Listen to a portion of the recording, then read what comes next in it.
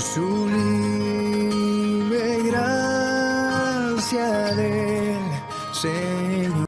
Mateo 7, del 15 al 23. Guardaos de los falsos profetas que vienen a vosotros con vestidos de ovejas, pero por dentro son lobos rapaces. Por su fruto los conoceréis. ¿Acaso se recogen uvas de los espinos o higos de los abrojos? Así todo buen árbol da buenos frutos, pero el árbol malo da frutos malos. No puede el buen árbol dar malos frutos, ni el árbol malo dar frutos buenos. Todo árbol que no da buen fruto es cortado y echado en el fuego. Así que por su fruto los conoceréis. No todo el que me dice, Señor, Señor, entrará en el reino de los cielos, sino el que hace la voluntad de mi Padre que está en los cielos. Muchos me dirán en aquel día, Señor, Señor, ¿no profetizamos en tu nombre, y en tu nombre echamos fuera demonios, y en tu nombre hicimos muchos milagros? Y entonces les declararé, nunca os conocí, apartaos de mí, hacedores de maldad. Amén.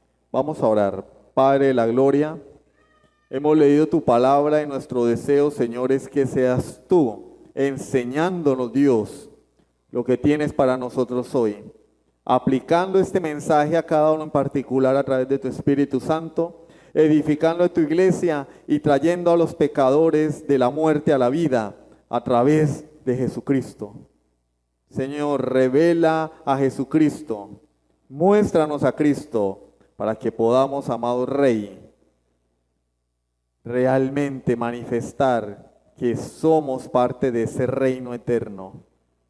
Y para que muchos que no están en el reino puedan entrar cuando vean la hermosura del Salvador. Te lo pedimos en el nombre de Jesucristo. Amén. Imagínate el momento más esperado de tu vida espiritual. Estás frente a la puerta del reino. Hay una larga fila de personas que están delante o ante la gran puerta. Todos se ven muy convencidos de que van a entrar. Algunos cantan alabanzas, otros muestran sus credenciales religiosas y muchos claman con fervor, Señor, Señor. Hay seguridad en tu rostro, convencido de que vas a entrar. Has hablado de Dios, has cantado para Él, quizás has enseñado en su nombre. Todo parece indicar que eres parte, pero la puerta no se abre. Entonces escucha una voz desde adentro que dice, no todo el que me dice, Señor, Señor, entrará en el reino de los cielos. Hay personas sorprendidas, angustiadas, claman con pasión, pero no son recibidas. ¿Cómo es posible esto? ¿Qué faltó? ¿Por qué no fueron reconocidos? Porque la puerta no se abrió para ellos. Hoy lo vamos a saber a través de las Escrituras. Seguimos con el mismo tema, porque para nuestro Señor el asunto de los falsos profetas no ha terminado.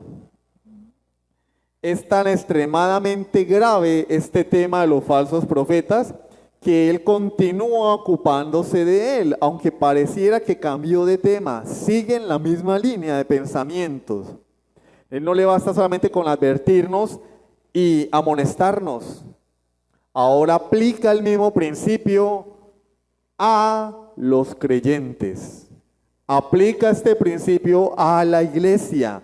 De manera que leyendo concienzudamente podemos ver que hay una relación entre el tema de los falsos profetas, versículos 15 al 20, y las palabras que Jesús acaba de mencionar. No todo el que me dice, Señor, Señor. Jesús nos había enseñado que debemos estar en guardia contra los falsos profetas, aquellos que mientras dicen mentiras, mientras engañan, afirman decir la verdad, porque ninguno dice he venido a engañarte. No, es verdad, yo hablo la verdad, yo hablo de Dios. Cristo te ama, tiene un plan maravilloso para ti. Mientras dicen mentiras, proclaman que lo que enseñan es la verdad de Dios. Ahora bien, ellos dicen mentiras y son falsos. ¿Eso quiere decir que el que diga la verdad es un verdadero profeta? El que enseña la verdad es un verdadero profeta, y recordemos que teníamos 3 características de los falsos maestros: su mensaje, su carácter y su influencia o seguidores. Y de esa manera podemos distinguir quién es un verdadero profeta. Ahora bien, un hombre puede decir la verdad, pero si actúa en forma contradictoria, entonces es un falso profeta. Como dice el dicho, el cura predica pero no aplica. Entonces es un falso. Porque la vida tiene que ser consecuente con lo que nosotros enseñamos. Tenemos una ortodoxia correcta, pero también tenemos que tener una práctica u ortopraxia correcta, consecuente con lo que profesamos. Recuerden el episodio del ayuno que les mencionaba hace 8 días. Ayuno congregacional.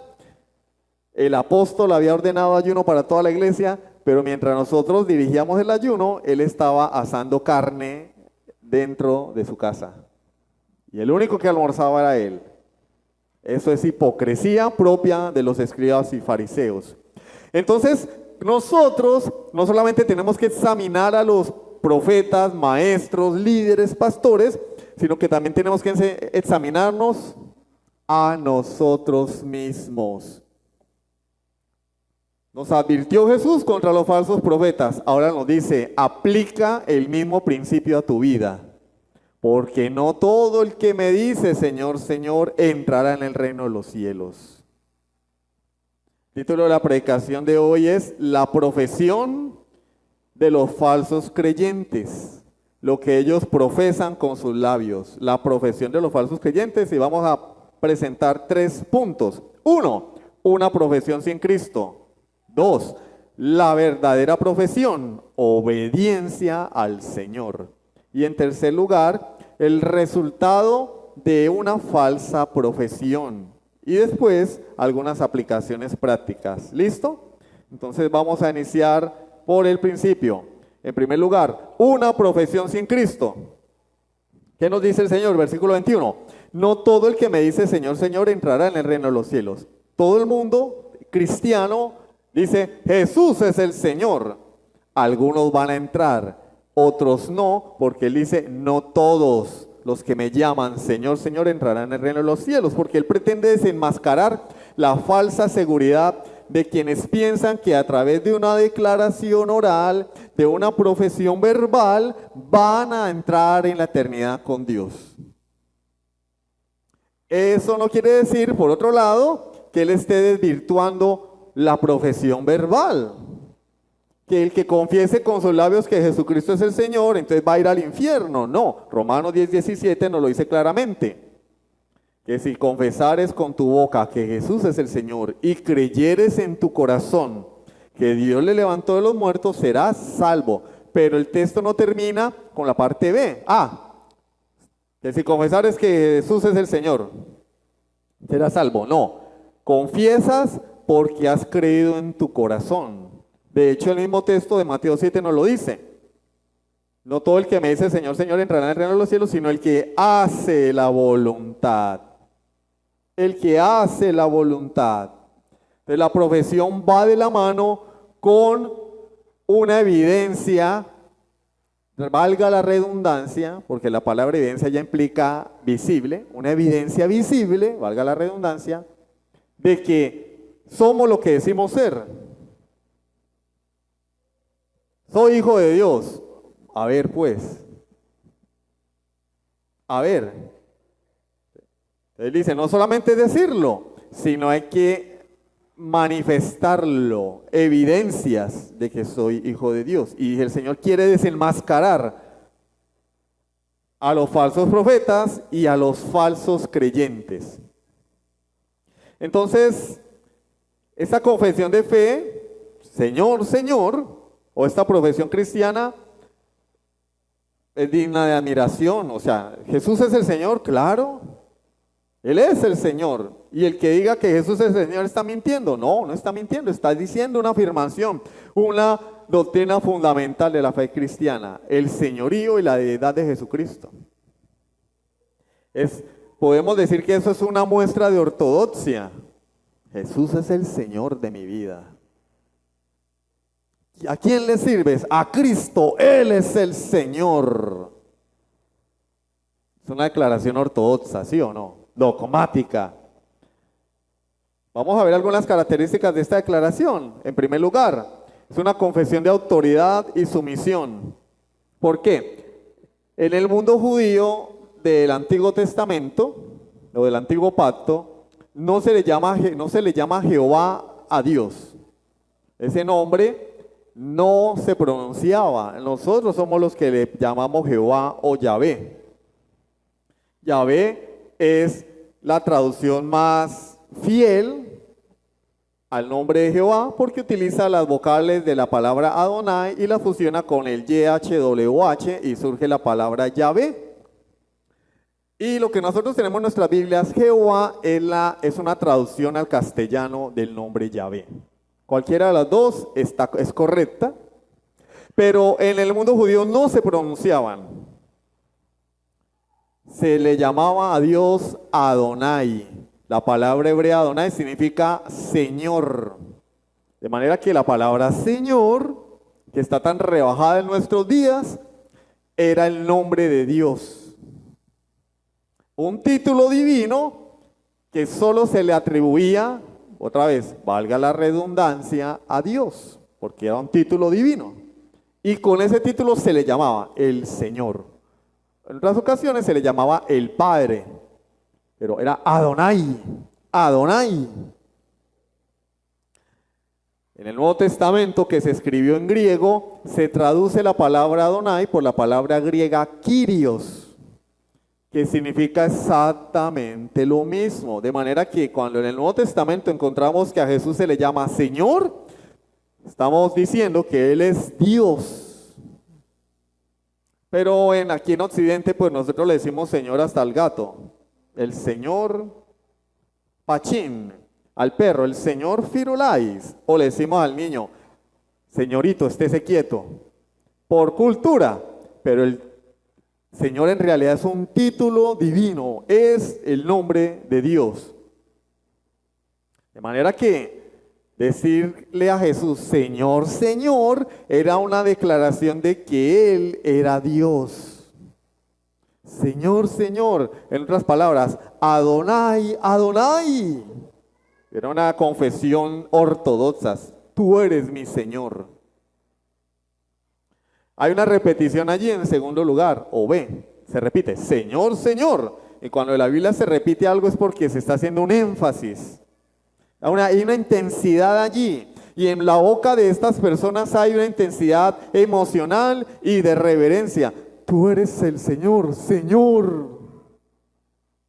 Y también enfatiza la relación. Cuando Dios llama a Samuel, Samuel, Samuel. Hay una relación allí. Es como si estas personas quisieran decir, nosotros te conocemos, Señor. Jesús, nosotros te conocemos. En tercer lugar, es una declaración de obediencia, porque no se le decía Señor a cualquiera, solo a Dios. Y Señor implica decir que Él era el gobernante, el amo, el que manda. Y que nosotros, o ellos en este caso, son los súbditos de ese Señor. Él es el rey. Tú eres el rey, yo soy tu súbdito. Di, habla y yo obedezco. Señor, Señor. Y en quinto, 1, 2, 3, 4. Cuarto lugar, o D, es una confesión pública. El contexto no nos dice que es que están en lo secreto diciéndole Señor y que por fuera se avergüenzan de Él. No, es una confesión pública. Jesús es el Señor. No es una declaración privada, es una confesión pública de lealtad a Jesús. Jesús es mi Señor. Ahora bien, aunque una confesión externa pueda parecer piadosa, no necesariamente refleja una obra interna, porque con las palabras podemos decir muchas cosas que no son verdad. Yo amo a mi esposa y está aburrido de ella. Yo amo a mis hijos, no los tolera. Amo a mi país y es una antipatria. Con palabras podemos decir muchas cosas que realmente no sentimos. Entonces, la pregunta que debemos hacernos es, ¿estamos viviendo una fe que solo se expresa con los labios, pero sin una transformación real? ¿Tú estás viviendo realmente la fe verdadera, que va más allá de una declaración verbal? El pueblo de Israel recitaba la Shema, Deuteronomio 6:4, oye Israel, Jehová nuestro Dios, Jehová uno es. Pero el mismo Jesús dijo, este pueblo de labios me honra, mas su corazón está lejos de mí. Con su boca decían, Jehová es el Señor, Dios es uno. Pero su corazón estaba apartado de Dios. Y la pregunta que nos hacemos hoy es, ¿quién es tu Señor? ¿Tú dices que Jesús es el Señor? ¿En realidad es tu Señor? ¿Él es en realidad tu Señor? ¿El que gobierna tu vida? Ten esto presente. En segundo lugar, la verdadera profesión, obediencia al Señor. El Señor nos dice aquí que estas personas no son verdaderos creyentes porque no van a entrar al reino de los cielos. Los condena porque su vida y sus labios no están en armonía. Tú dices que yo soy el Señor, pero no hace la voluntad de mi Padre. De manera que esta declaración ha sido un engaño. Señor, Señor, es una mentira en la boca de las almas impenitentes. Malaquías 1 del 6 al 7. El Hijo honra al Padre. Malaquías 1 del 6 al 7. El Hijo honra al Padre y el siervo a su Señor. Si pues soy yo Padre, ¿dónde está mi honra? Tú dices que yo soy tu Padre, ¿dónde está mi honra? Y si soy Señor, ¿dónde está mi temor? Dice Jehová de los ejércitos a vosotros, oh sacerdotes, que menospreciáis mi nombre. En la clase religiosa, el clérigo judío decía, Dios eres nuestro Padre, Dios eres nuestro Señor. Y él dice, no, mentira, menospreciáis mi nombre. Mi nombre está en tus labios, pero lo menospreciáis con tus acciones. Y decís, ¿en qué hemos menospreciado tu nombre? En que ofrecéis sobre mi altar pan inmundo. Y dijisteis, ¿en qué te hemos deshonrado? En que pensáis que la mesa de Jehová es despreciable. Muchos dicen, Señor, Señor, pero este libro no le sirve ni para trancar la puerta.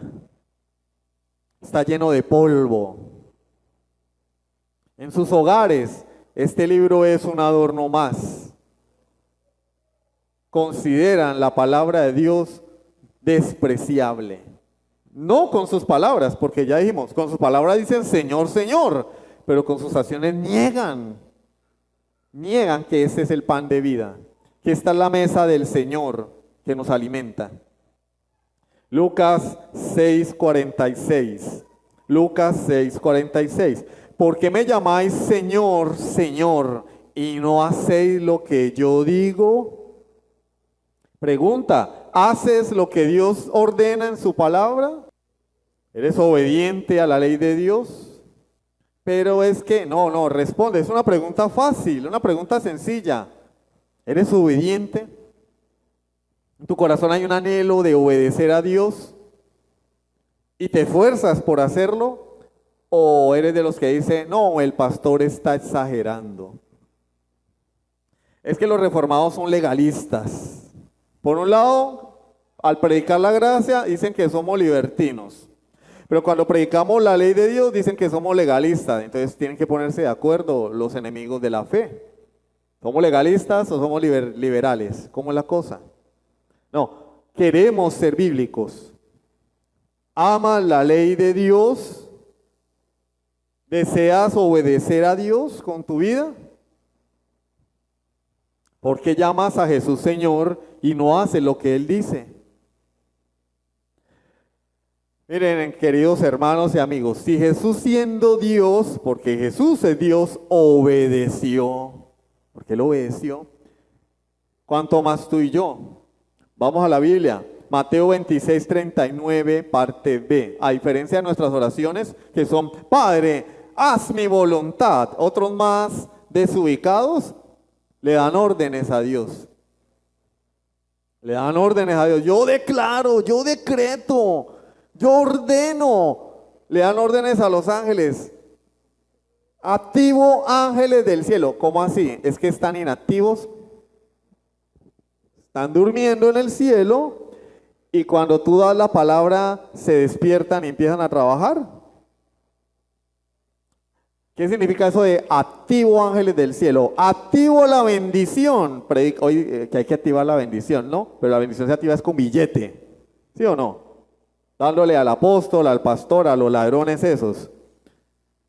Activo la bendición. ¿Acaso la Biblia no dice en Efesios capítulo 1 que ya hemos sido bendecidos con toda bendición espiritual? Ah, pero es que a mí no me gusta, porque yo quiero bendición terrenal, papito. Yo quiero... Un apóstol, falso apóstol, dijo, a mí no me vengan con eso de calles de oro, mar de cristal, yo quiero la bendición ahora. Dijo así. Porque solo piensan en lo terrenal, la partida de ladrones, pandilleros. Una pandilla de ladrones. ¿Qué dijo Jesús? A diferencia de las oraciones modernas, Padre mío, si es posible, pase de mí esta copa, pero no sea como yo quiero, sino como tú. Y Él es Dios. Obedeció al Padre. Y si Él es Dios, porque Él en su estado de humillación, en su ministerio terrenal como hombre, no quería ser separado de Dios por causa de tu pecado, porque no era el pecado de Él, era el tuyo y el mío. Y como hombre, Él jamás, bueno, ni como hombre ni como Dios, había experimentado lo que es el pecado. Le aterrorizaba el pecado. Por eso dice, Padre, si es posible, pásame esta copa. Yo no quiero saber lo que es el pecado, pero como hombre lo experimentó. No se haga mi voluntad, pero que se haga tu voluntad. Y el Señor nos lo enseñó en el Padre Nuestro, en Mateo capítulo 6. Hágase tu voluntad. ¿Realmente somos consecuentes con que se haga la voluntad de Dios? ¿O de labio lo decimos, pero por dentro es, no, que se haga la mía? Que se haga la mía. Hermano, me voy para Estados Unidos, ¿sí? ¿Ya oraste? ¿Ya buscaste una iglesia? No, pues ayúdame a orar para que se haga la voluntad de Dios. ¿Pero qué voluntad de Dios ni qué nada? Tú ya tomaste una decisión, nunca oraste, ni siquiera le preguntaste a tu pastor, porque al pastor lo tienen como la doctora corazón. Cuando pelean con el marido lo llaman a uno para que resuelva los chicharrones, pero sus decisiones las toman unilateralmente. Pastor, me voy de la iglesia porque me salió... ¿Qué pasó? Yo pensé que teníamos una relación. Es como cuando el marido se va de la casa o la mujer y... ¿Qué pasó? ¿Qué pasó aquí? No, me voy de la casa. Mujer o esposo, tengo que irme. ¿Sí o no? Por lo menos, ¿no? Pastor, me voy. No, ya tomé la decisión. Pero ayúdeme a orar para que se haga la voluntad de Dios. No, el chiste se cuenta solo. El chiste se cuenta solo. He tomado una decisión, pero ayúdeme, pastor, para que se haga la voluntad de Dios. No, la voluntad tuya. Tú no quieres que se haga la voluntad de Dios. Porque si fuera así, ya hubieras orado. Incluso ya hubieras ayunado. Hubieras buscado sabiduría en hombres de Dios. Hubieras buscado sabiduría en la palabra de Dios. Hubieras tomado la decisión basado en lo que la Biblia enseña, en sus mandamientos, en buscar la santidad de tu vida, para tu vida. Has tomado la decisión unilateralmente porque te importa un pepino lo que Dios diga. Y quieres es que tu pastor te dé una palmada en la espalda y diga, hijo mío, Dios te bendiga. Y después cuando nos da, como decimos coloquialmente, salimos con los trastos por la cabeza, entonces, ay pastor, me fue mal, ore por mí. Desde Estados Unidos, ay, o el viaje no sale, el viaje no se da. Ay, se cumplió la voluntad de Dios. Ay, sí, si se hubiera salido, ¿qué? Ah, qué belleza. ¿Realmente queremos hacer la voluntad de Dios? Jesús oraba y se sometía a la voluntad de Dios. Juan 6:38, porque he descendido del cielo para hacer mi voluntad porque yo soy Dios. Eso dice, no para hacer mi voluntad, sino la voluntad del que me envió. Yo vine a obedecer a mi Padre. Y estamos hablando de Dios, el Dios encarnado. Filipenses 2:8. Y estando en la condición de hombre, se humilló a sí mismo, haciéndose obediente hasta la muerte y muerte de cruz. ¿Cómo? Ya se había humillado haciéndose hombre, se humilló más, haciéndose obediente hasta la muerte y muerte de cruz. Ustedes saben que el hecho de que Jesús hubiera venido al mundo y hubiera guardado la ley era una humillación, porque Él es el legislador y vino y vivió como tú y yo, sujetándose a la ley que Él mismo había dado para salvarnos. Se hizo obediente hasta la muerte, y la peor de las muertes, la más denigrante, la crucifixión. Hebreos 5:8, y aunque era hijo de Dios, aunque era Dios encarnado, por lo que padeció, su estado de humillación aquí en la tierra, aprendió la obediencia. Jesús fue obediente, hermanos. Si Él obedeció, ¿quiénes somos tú y yo para buscarle la comba al palo? Para rebajar los mandamientos de Dios. No somos nadie. Jesús, que era Dios, que es Dios, obedeció en todo al Padre. Entonces lo que el Señor nos está diciendo acá es que no podemos usar su nombre, no podemos usar un título que es exclusivo de Él, Señor, Señor, si no nos sometemos a Él. Porque como ya dijimos en el punto 1, la palabra Señor implica de parte del que la declara obediencia. Tú eres Señor, entonces ¿yo qué soy? El siervo, el súbdito, el que obedece. Señor, habla y yo obedezco. Entonces no basta con decir Señor con los labios si el corazón y nuestra vida no reflejan obediencia. Yo soy creyente. ¿Pero qué? De hecho, la vida cristiana se ha rebajado tanto que se califica en términos de ¿a qué iglesia estás yendo? Estoy yendo a la iglesia bautista reformada. Ah, no, allá enseñan buena doctrina. Bueno, pero personas vienen y siguen siendo hijos de Satanás. Vienen y no se arrepienten. Vienen y coquetean con el mundo. Vienen y tienen la cabeza más metida en el mundo, hermano, que un cerdo metido en la podredumbre. Pero dicen, yo soy bautista reformado. ¿Sabes qué? Cuando lleguemos al cielo, Dios no nos va a preguntar si éramos bautistas reformados, pentecostales, ni arminianos siquiera. Vamos a ser juzgados por nuestra vida, que sea consecuente con nuestra fe. Mateo 27:29. Mateo 27:29. Luego trenzaron una corona de espinas y se la colocaron en la cabeza. Esto sucedió cuando el Señor estaba siendo humillado por los soldados romanos. Y en la mano derecha le pusieron una caña, o sea, un palo para simular que era el cetro del rey, ¿no? Estaban jugando, como cuando uno dice, bueno, vamos a jugar a los policías y a los ladrones, ¿no? Yo soy el ladrón, usted el policía. A nosotros siempre nos gustaba hacer era el policía, ¿no? Agarrar al ladrón. Bueno, vamos a jugar a que él es el rey. Y vamos a hacerle una corona, porque todo rey tiene que tener una corona. Y le hicieron una corona con espinas. No esas espinitas que uno se clava en el dedo por ahí No, espinas de 1 pulgada de longitud. Y se la clavaron en la cabeza. Y le pusieron un palo, una caña en la mano. Miren, el cetro real. Arrodillándose delante de él, se burlaban diciendo: ¡Salve, Rey de los judíos!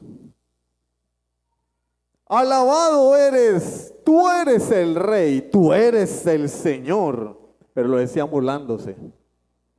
Quiera Dios que ninguno de acá utilice el nombre de Dios o un título de Dios, pero de manera burlona.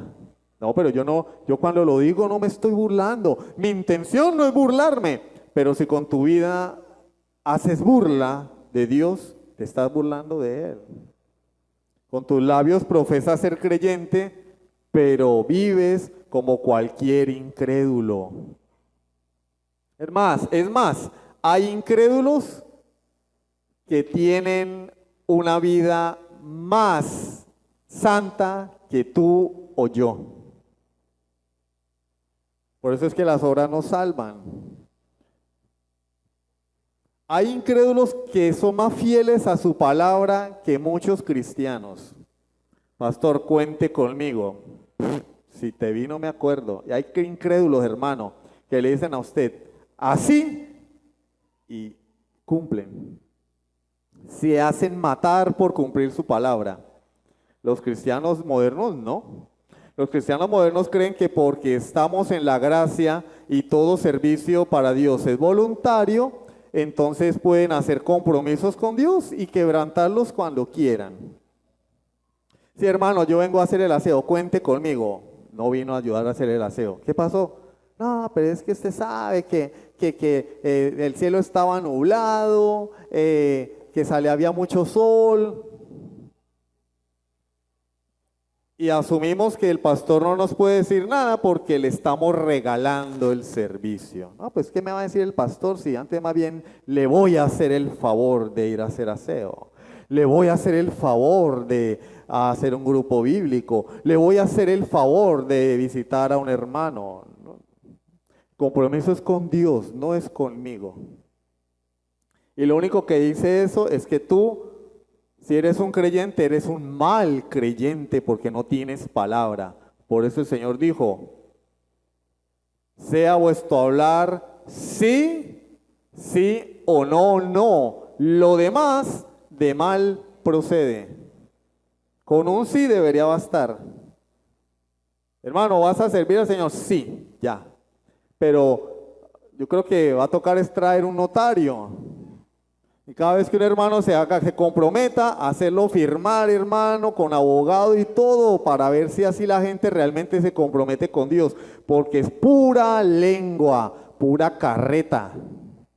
Y eso no coincide con lo que Dios manda. Ese es el Señor, Señor.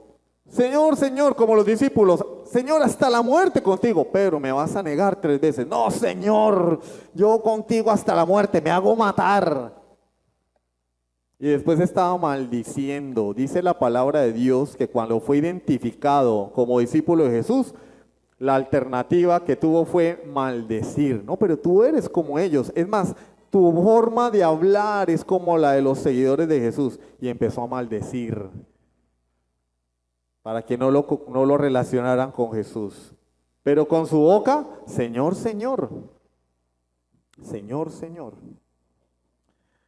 En tercer lugar, el resultado de una falsa profesión. ¿Qué dice el texto? Mateo 7:21. No todo el que me dice Señor, Señor entrará en el reino de los cielos, sino el que hace la voluntad de mi Padre que está en los cielos. ¿Quiénes van a entrar? Los que hablan y obedecen. Los que hablan y su vida es consecuente con lo que hablan, obedecen. Pero los otros, porque el sujeto de la oración aquí es los que no obedecen, que no van a entrar. No todo el que me dice Señor, Señor entrará en el reino de los cielos. Quiere decir que algunos van a entrar, los que hablan y hacen. Pero como dice el versículo 22, muchos no van a entrar. Muchos. ¿Cuántos? Muchos. Y esto debería ponernos a temblar. Porque lo que Jesús está diciendo es que la mayoría de profesantes no van a entrar al reino de los cielos. Y hagamos un muestreo estadístico acá. ¿Cuántas personas hay? 70. Bueno, cuando hay almuerzo hasta 100. Cuando hay almuerzo hasta 100, más de 100 vienen. Pero digamos que ahorita hay 70 personas. La Biblia dice que muchos, y eso es para que temblemos, hermano, muchos de los que están acá presentes no van a entrar. Del conjunto universal de creyentes, la mayoría no van a entrar, hermano. Estas palabras deberían ser una pesadilla para nosotros. Deberían hacer que nuestras rodillas chocaran juntas. ¿Cómo así? Quiere decir que de las personas que están en esta iglesia, la mayoría van a ir al infierno, Señor. Que la mayoría de personas que hoy profesan ser creyentes, con sus labios dicen que Jesús es el Señor, van a ir al infierno. Y lo que Jesús está diciendo es, sí, sí. Pocos entran por la puerta estrecha, muchos entran por la puerta ancha, y ambas puertas prometen el cielo. Pero la ancha es cómoda, el camino es espacioso. La estrecha es angosta, difícil. Muchos, no todo el que me dice Señor, Señor entrará en el reino. ¿Cuál es el destino de aquellos que tienen una falsa profesión? La condenación eterna, fuera del reino de Dios. Mateo 25, 41. Bueno, veamos primero lo que dice el versículo 23 de Mateo 7, que es la conclusión del sermón, la conclusión de mi sermón, ¿no? Pero no hoy, porque esto continúa, este tema. La conclusión del texto. Entonces les declararé, nunca os conocí. ¿Qué dice? Apartaos de mí, hacedores de maldad. Los que no van a entrar porque solamente hablan y no hacen, van a oír de la boca del Señor, apartaos de mí. ¿Y qué dice Mateo capítulo 25, versículo 41?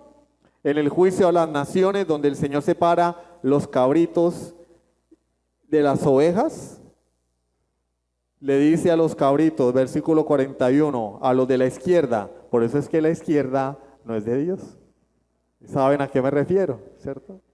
La izquierda no es de Dios. ¿La entienden ustedes? Apartaos de mí.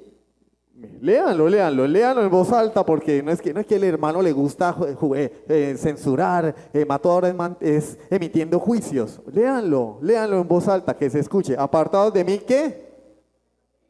Lo tienen ahí en sus Biblias, si las trajeron. ¿Qué dice? Malditos, no lo digo yo, lo dice Jesús. Muchas personas en aquel día van a ser maldecidos por Jesús. Lo que van a recibir en lugar de las moradas eternas es una maldición. ¡Maldito! ¿A dónde? Al fuego eterno, preparado para el diablo y sus ángeles. ¿Cuál va a ser la morada eterna de los que no entran en el reino? El infierno en compañía de Satanás y de sus ángeles. Los tormentos eternos. ¿Por qué? Por ser solamente habladores y no vivir, no ser consecuentes con lo que dicen creer. Entonces el lenguaje religioso no basta para entrar. Señor, Señor, no basta. Parecer creyente no basta. Ser ortodoxo no basta. Tener una buena teología. No, hermano, es que yo soy reformado. Sí, no, yo tengo las 5 solas, las doctrinas de la gracia, las confesiones de fe, los credos. Yo soy fiel a la eclesiología reformada. No, eso no basta. Hay que hacer la voluntad de Dios. Hay que hacer la voluntad de Dios. Hay que hacer la voluntad de Dios. Y Jesús nos dice, los que van a entrar son los que hacen la voluntad de mi Padre. la primera vez que el Señor dice esto en el Evangelio de Mateo. Mi Padre, un pronombre posesivo. Él es mi Padre. En el Padre Nuestro, Él dice, Padre nuestro que estás en los cielos. Pero es la primera vez que Él dice, la voluntad de mi Padre. Yo soy el eterno Hijo de Dios. Él es mi Padre. Y solo hay salvación para los que obedecen la voluntad de mi Padre. Yo soy el unigénito Hijo de Dios, como decíamos hoy, Juan 1:18. He venido a revelar quién es el Padre. Yo. Por eso sin Cristo no hay salvación. Por eso fuera de Cristo no hay salvación. Por eso nosotros tenemos que estar en Cristo. Porque solamente en Cristo es que podemos ser hijos del Padre. Él es el Hijo del Padre por excelencia y obedeció. Tú eres hijo de Dios, estás en Cristo, no obedeces, entonces no eres hijo del Padre. Porque si estás en Cristo, el Hijo de Dios por excelencia, el obediente, el que cumplió la voluntad de Dios a la perfección, entonces tú también tienes que ser obediente porque eres hijo de Dios.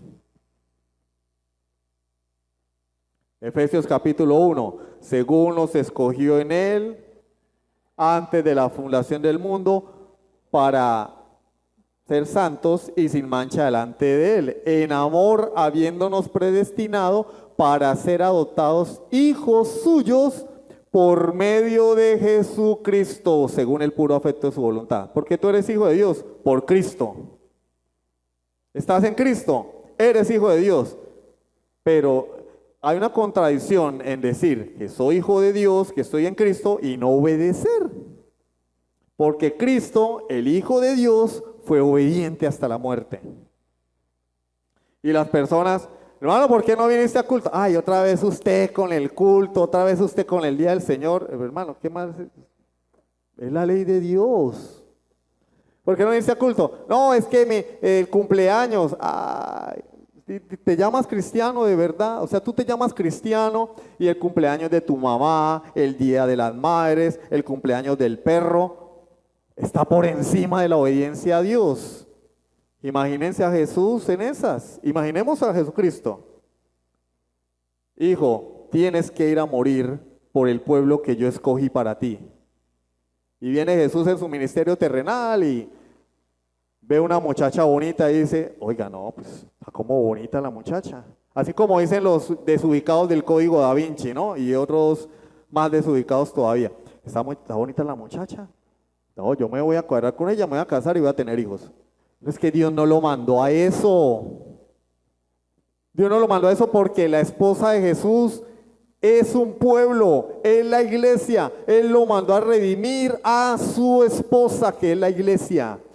Y por eso esa respuesta. ¿Por qué Jesús no tuvo esposa e hijos en su ministerio terrenal si era hombre? Porque Él no vino a eso, hermano. Y porque la relación de la esposa y el esposo es una figura de la relación de Cristo con su esposa. Es decir, Cristo ya tenía esposa, hermano. Tu matrimonio y el mío son un reflejo del matrimonio de Cristo con su iglesia. Él no vino aquí a buscar mujer, hombre. Su mujer le fue entregada desde antes de la fundación del mundo. Vino a redimirla.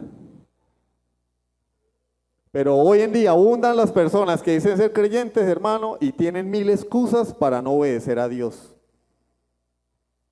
1000 excusas para no honrar a Dios.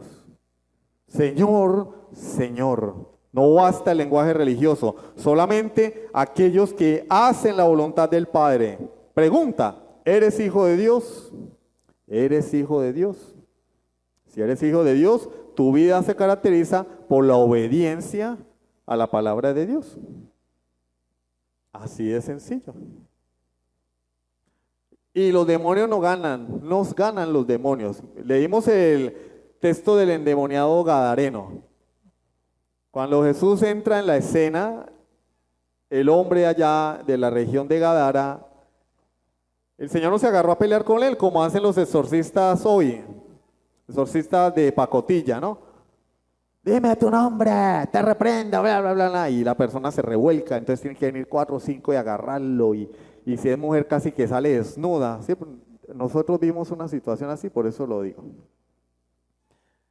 Allá en la cancha cuando vino el apóstol, ¿cómo es que llamaba el apóstol ese? El David Silvestre, apóstol, maestro bíblico, ungido, doctorado en divinidades, casi arcángel, y la liberación y la gente revolcándose en la arena porque la cancha no tenía gramilla. 1 hora y la gente ahí y el otro y ya la persona toda llena de tierra. No, hermano, Jesús llegó y los demonios huyeron. Tú eres el Hijo de Dios. Mire, estos eran ortodoxos. Tú eres el Hijo de Dios. Tú eres el Señor. Tú eres el Cristo. Has venido a atormentarnos antes de tiempo. ¿Y qué dice la Biblia? No se agarraron a pelear con él como los endemoniados modernos. Lo que pasa es que hay un poco de gente que tiene problemas mentales y no quieren reconocer su pecado. Así de sencillo. No quieren arrepentirse y esconden su impenitencia detrás de problemas supuestamente mentales o posesiones demoníacas. Que todas tienen solución viniendo a Cristo. Porque si el Hijo os libertare, seréis verdaderamente libres. Punto.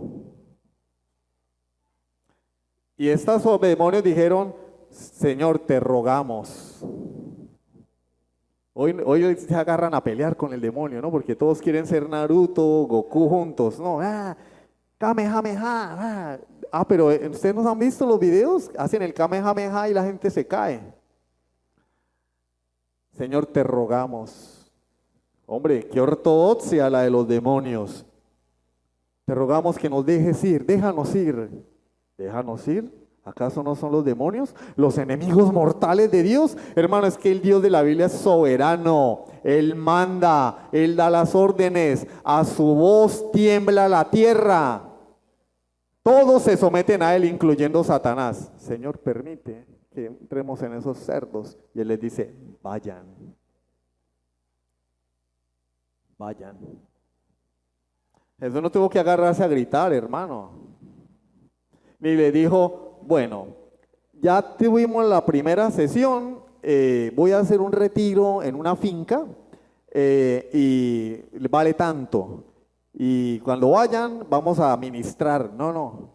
Dice la Biblia que cuando el Señor, los demonios hicieron que los marranos, los cerdos, se precipitaran por un despeñadero y la gente toda asustada, dice la palabra, el hombre estaba ahí sentado en sus 5 sentidos, bañado y vestido, era otra persona.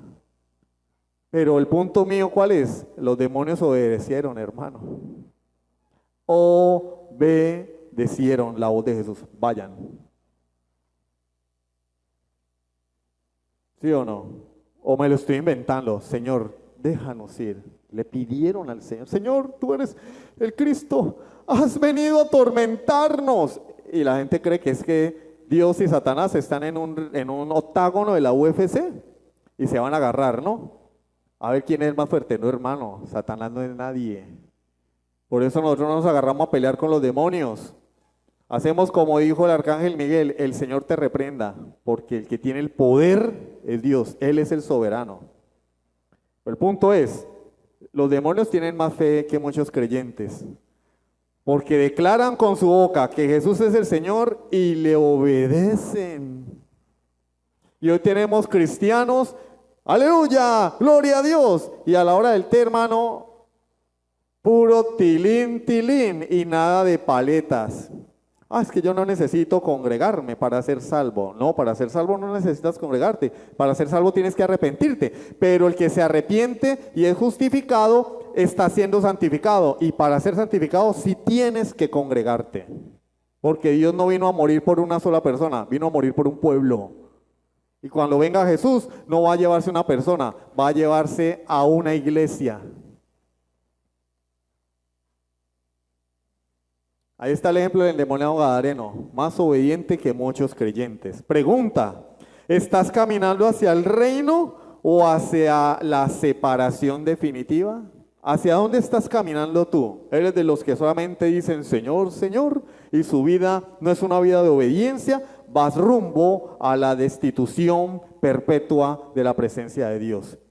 Pero si tú eres de los que habla Señor, Señor, y tu vida evidencia que Él es tu Señor realmente, vas a entrar al reino de Dios. Es más, ya estás en el reino de Dios. Ya estás en el reino de Dios. Aplicaciones.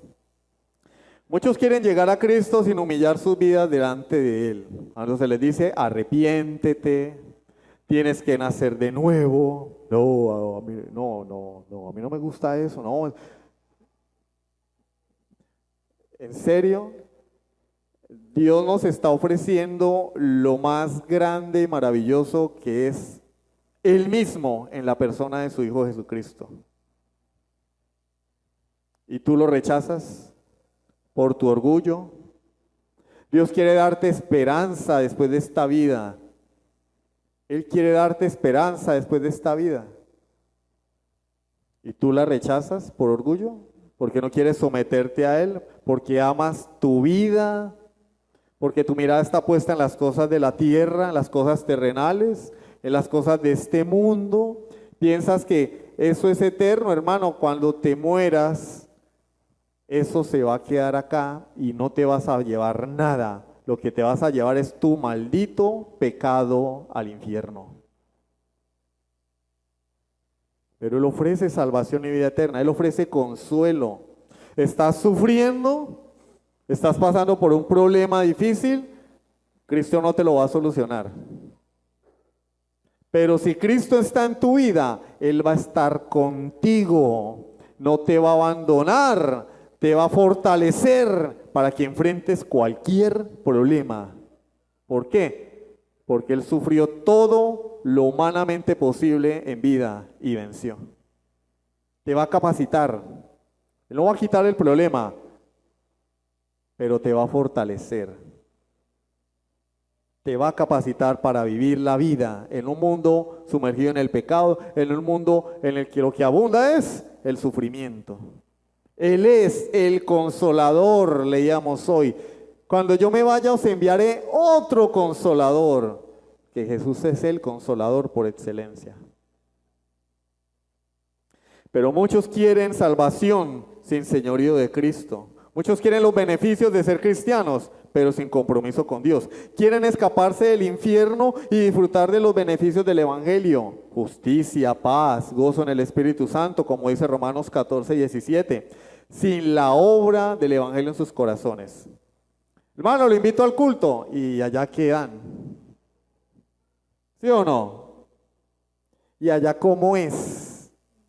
Es más, hay personas que vienen a la iglesia y pareciera que en lugar de acercarse a Dios, vienen es con un pliego de exigencias. No, bueno, pastor, ¿y aquí cómo es la cosa? ¿Sí? En una actitud como que me están haciendo un favor viniendo. Ay, sí, de verdad, me están haciendo un favor. Le están haciendo un favor a Dios. Bueno, acá cómo es la cosa, pastor.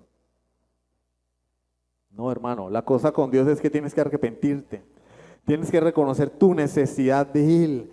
Tienes que aceptar que Él es el Señor, tú no eres el Señor. Y cuando Él es el Señor, Él dice, salta. Y yo solamente pregunto, ¿hasta dónde? ¿A quién enviaré y quién irá por nosotros? Y el profeta dijo, bueno, Señor, lo que pasa es que yo tengo unos negocios. La empresa no la puedo dejar, la familia, mi mamá cumple años.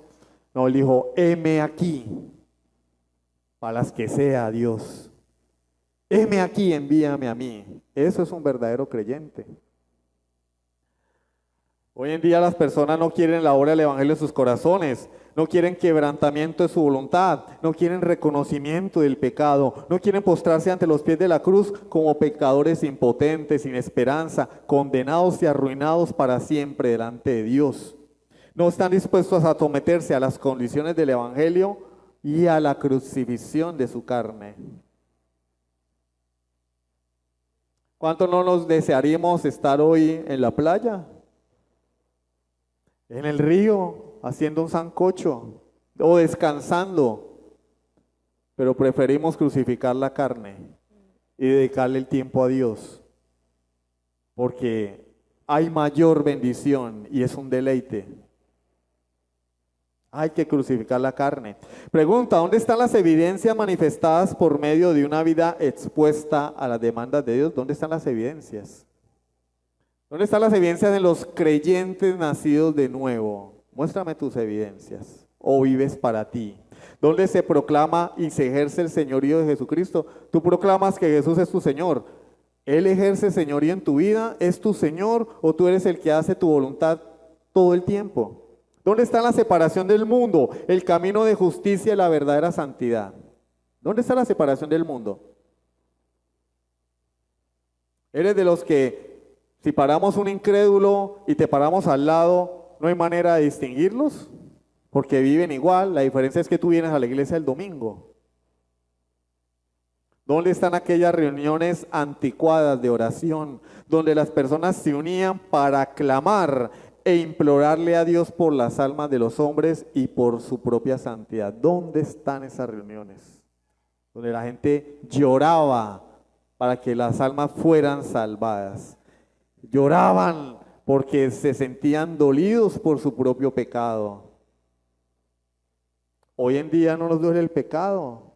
Pecamos contra Dios y lo justificamos.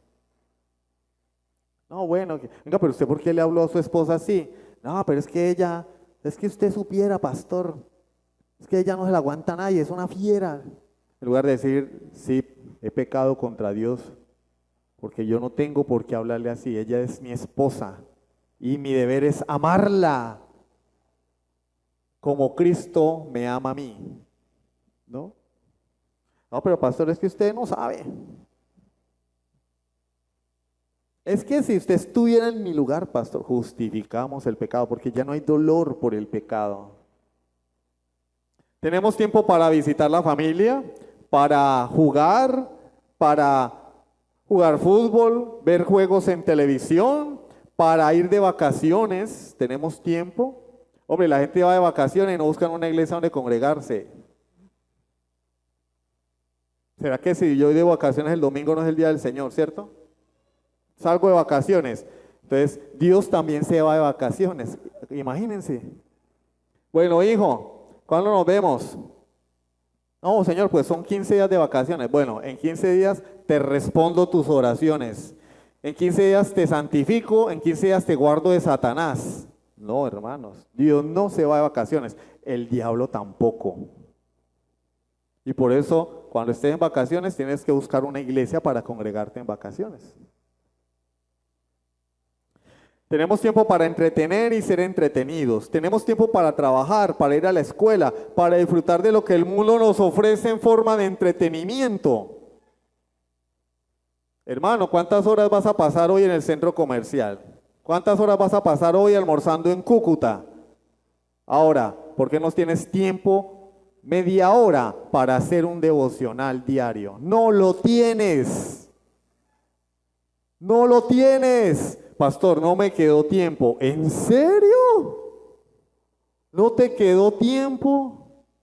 Pero te gastaste 2 horas almorzando en Cúcuta, 3 horas en el centro comercial y me vienes a decir que no te quedó tiempo. ¿Viste el juego por la televisión? ¿Te viste la película? Llegaste de trabajar, te quitaste los zapatos y te recostaste en la cama media hora y me dices que no tuviste tiempo de hacer un devocional. ¿En serio? Tenemos tiempo para la internet, para escuchar música o ir al cine. ¿Cuánto dura una película en el cine? Yo me vi Misión Imposible, 3 horas. 3 horas duró la película.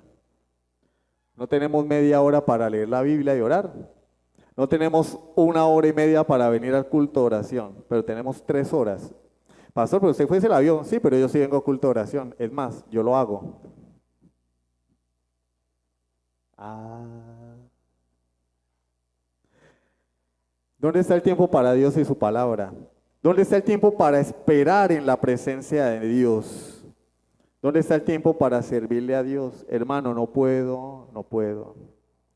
Pregunto a cada uno de nosotros, los que proclamamos ser salvos por la gracia de Dios, ¿dónde están los frutos del Espíritu que demuestran que hemos estado con Dios? Mi esposa me alza la voz y yo ya, me respeta. La Biblia dice, sométete. El hombre medio le dice algo a la mujer y la mujer ya le va pegando. Eso no es el fruto del Espíritu Santo. El fruto del Espíritu Santo es dominio propio. Es dominio propio. Es que yo soy así. Así va a ser al infierno, porque Dios dice que Él hace nuevas criaturas. Él hace nuevas criaturas. Los que van a ir al cielo son las nuevas criaturas. Los que son así van a ir al infierno. Nosotros los que decimos que hemos confiado en Jesucristo como Salvador, los que hemos sido bautizados y asistimos domingo a la iglesia, ¿dónde está la vida piadosa que nos convierte en esclavos de Jesucristo? ¿Dónde está la vida piadosa que evidencia que tú eres siervo de Jesucristo? ¿O le das rienda suelta a tus placeres? Yo voy a hacer una pregunta, hermanos. Les voy a hacer una pregunta y no me contesten. ¿Cuántos de los aquí presentes han ido a visitar al hermano Arley? ¿Cuántos? Bueno, mire, Dino, porque vive allá al frente. ¿Cuántos han ido a visitar al hermano Arley? Le decimos hermano Arley. ¿Cuántos lo han ido a visitar? No me respondan. ¿Por qué? Yo sé que muchos ahorita van a salir de shopping, al centro comercial, van a ir a almorzar. Hermano, pero yo tengo derecho. Claro que tienes derecho a hacer con tu vida lo que te venga en gana. Pero cuando se trata de obedecer a Dios, a veces hay que hacer a un lado mis derechos.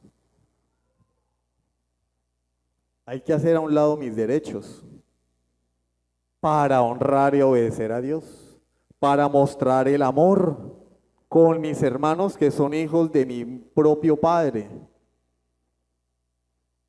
De eso se trata la vida cristiana. Hermano, yo tengo derecho a descansar el domingo, trabajo toda la semana. Claro que tienes derecho. Pero cuando venimos a Cristo, que es el Señor, hay una renuncia de derechos.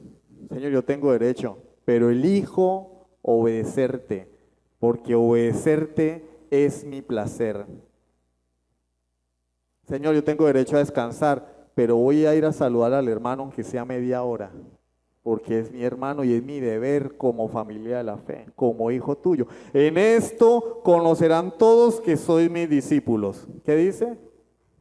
En que os améis los unos a los otros.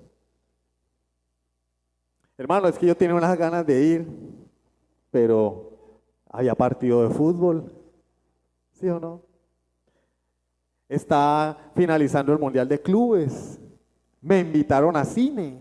Vino mi mamá, vino mi papá, bla, bla, bla. ¿Dónde está esa vida piadosa? ¿Dónde está el amor por las almas? No le predicas ni a tus hijos. En tu casa no hay un culto familiar. No te interesa la salvación de tus hijos. Eso sí, estás ahorrando para mandarlos a la universidad. Pero van a ir a la universidad y con el título van a ir al infierno porque no te interesa que sean salvos. ¿Cuántos aquí lloran por la vida de sus hijos que van a morir sin Cristo si no se arrepienten? Van caminando rumbo al infierno. ¿Cuántos aquí doblan rodilla y lloran, suplican a Dios que salve a sus hijos? No, yo le estoy pidiendo a Dios que a mi hijo le vaya muy bien. En serio. Esa no es la oración de un cristiano. La oración de un cristiano es: Señor, ten misericordia de mis hijos, porque no te conocen. Sálvalos, Señor. Santiago 2:19. Finalizamos con esto. ¿Tú crees que Dios es uno? Bien haces. ¿Tú crees que Jesucristo es el Señor? ¿Tú crees que Dios es real? ¿Tú crees que Dios es tu creador? Bien haces. Los demonios creen y te ganan. porque ellos tiemblan ante la presencia de Dios. Tiemblan ante la palabra de Jesucristo. ¿Tú tiemblas cuando la palabra de Dios se expone? Cuando se expone desde el púlpito la palabra de Dios, ¿tiemblas porque sabes que has pecado contra Dios? ¿O eres de los que tuerce la boca, hace una mueca y dice, bueno, el hermano está exagerando? Tiene razón, pero exagera un poquito. Bueno, pues, estuvo como bueno el sermón. ¿O tiemblas ante la presencia de Dios y de su palabra? Si esta es tu situación, no todo está perdido. Que no te destruya la culpa. Hay esperanza para el pecador impenitente. Hay esperanza para el falso profesante. ¿Por qué? Porque si vienes a Cristo, Él te va a salvar. Y ese Señor, Señor, será una realidad en tu vida. Serás hijo de Dios, entrarás al reino de los cielos por toda la eternidad y ni Satanás ni nadie te podrá arrebatar la salvación que Cristo ha comprado para ti. Pero tienes que venir a Jesucristo, tienes que arrepentirte de tus pecados. Solo así serás adoptado por Dios y entrarás al reino de los cielos donde Él es el Rey y el Señor. Y lo más maravilloso, podrás obedecerlo a Él de manera natural. Porque escribirás su ley en tu corazón. Ya no habrá problemas con la ley de Dios. Hay debilidad en nosotros para cumplirla, sí. Pero no hay enemistad con la ley de Dios, porque Él la escribirá en tu corazón. No en tablas de piedra, en tu corazón estará escrita. Y podrás decir como Pablo, los mandamientos de Dios son un deleite. Podrás decir como Juan, los mandamientos de Dios no son gravosos. Y la palabra de Dios dice en el libro de los Salmos, los mandamientos de Dios son rectos, que alegran el corazón. Tal vez tu vida no tiene sabor, tal vez tu vida es un infierno, tal vez tu vida es un desastre, vives amargado porque la ley de Dios no está en tu corazón. Porque la ley de Dios trae alegría al corazón. Pero solamente puedes tener la ley de Dios en tu corazón y obedecerla si vienes a Jesucristo arrepentido. Pero no todo está perdido, hermanos. Mientras haya vida, hay esperanza para el pecador y también para el creyente. El creyente que está pasando por un periodo de carnalidad, que se está alejando de la iglesia, arrepiéntete también, arrepiéntete. Toma una determinación de obedecer a Dios realmente, para que realmente puedas experimentar lo que es la alegría de obedecer al buen Señor, porque es un buen Señor, el mejor, un Señor de amor. Amén. Vamos a orar. Bendito Dios y Padre Celestial, te damos gracias por tu palabra, gracias porque nos has enseñado lo que significa el señorío de Jesucristo en la vida de un creyente. Nos lleva a la obediencia. No es una obediencia forzada, no es una obediencia negociada, es una obediencia natural y basada en el amor. Padre, si hay alguien aquí que no tiene a Cristo, que no entiende los mandamientos de Dios, que no entiende por qué tiene que obedecer tantas reglas, es porque está enemistado contigo, Dios. Yo te pido en el nombre de Jesucristo que lo salves, que le muestres el amor de Cristo al morir en la cruz, que ilumines su corazón y su entendimiento y lo traigas al arrepentimiento y a la fe. Y de esa manera pueda ser adoptado como hijo tuyo y ahora con una nueva naturaleza tenga nuevos deseos de honrarte y de obedecerte por amor y gratitud. Señor, a ti sea la honra y la gloria. Oramos en el nombre de Jesucristo. Amén. Sublime gracia del Señor.